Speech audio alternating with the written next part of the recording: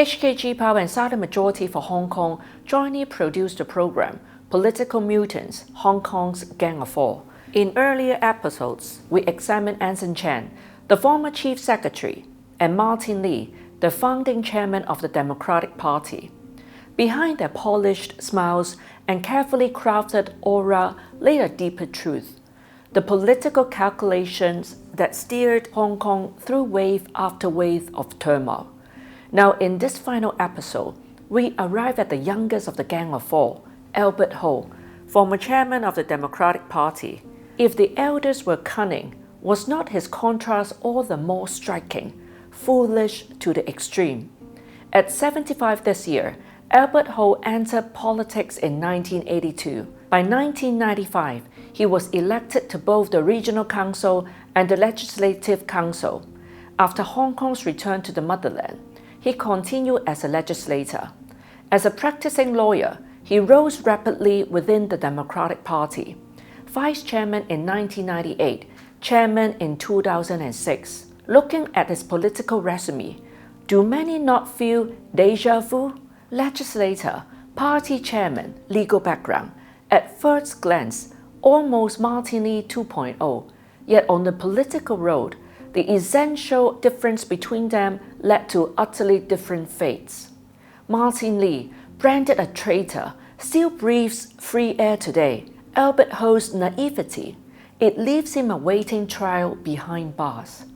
Clever versus foolish. Albert Ho's folly revealed itself in three ways. First, abandoning dialogue, his early career's greatest stain.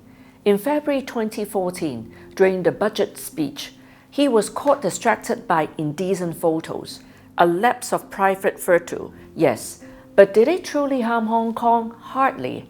More telling were his choices in political events, refusing the 2009 resignation farce, entering the 2012 chief executive race. Despite opposition, he held to the law. His willingness to talk even created history. In 2009, through Chief Executive Donald Tsang, he signaled openness to dialogue with Beijing on universal suffrage. By 2010, the Democratic Party walked into the liaison office, a breakthrough that enabled reform and birthed the super seats. Yet afterwards, did not the party sink into decline? And Albert Ho's shift became ever clearer. By 2014, during the unlawful Occupy protest, he too was arrested. By 2019, on the eve of violent unrest, he clung to Jimmy Lai of Next Digital, meeting him frequently, inviting him onto his online show. Alongside Anson Chan and Martin Lee, the Gang of Four took shape. In abandoning dialogue with the center, had it not chosen a path of no return? Second, yielding to violence. Albert Ho suffered attacks, most infamously in 2006. Beaten in a central fast food shop, nose fractured, surgery required. The first legislator assaulted since the handover. Again in 2019, chased by masked men. Should such experiences not have taught him violence is unacceptable? Yet in the fevered climate of 2019, his peaceful, rational, non-violent stance collapsed. In 2021, reflecting, he admitted, "Children do not recognize the limits of the times. One cannot use violence, but must use peace, reason, non-violence." He added, "We do not support violence, but young people dislike us saying so. In the end, we paid the price of the era." But if he did not support violence, why join unlawful assemblies on the 18th of August, the 1st of October, and the 20th of October 2019? Why say one thing and do another? Choosing popularity over principle, he surrendered to electoral gain. His later remorse sounded hollow. Thus, abandoning dialogue and yielding to violence dragged him deeper.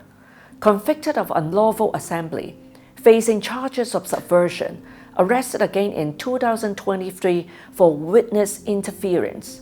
By 2025, disbarred for 3 months, stripped of notary rights for 7 years.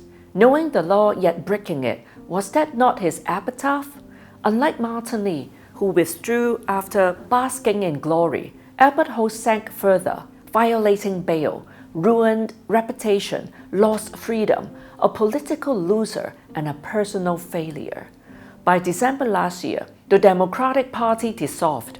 Emily Lau questioned why one country, two systems could not accommodate them. But should she not look at Martin Lee's conduct, Albert Ho's choices, how they crossed the line, exhausting Beijing's tolerance? Albert Ho's downfall mirrors the party's demise. Foolishness can be hateful, and its missteps are the proof. Thank you for watching.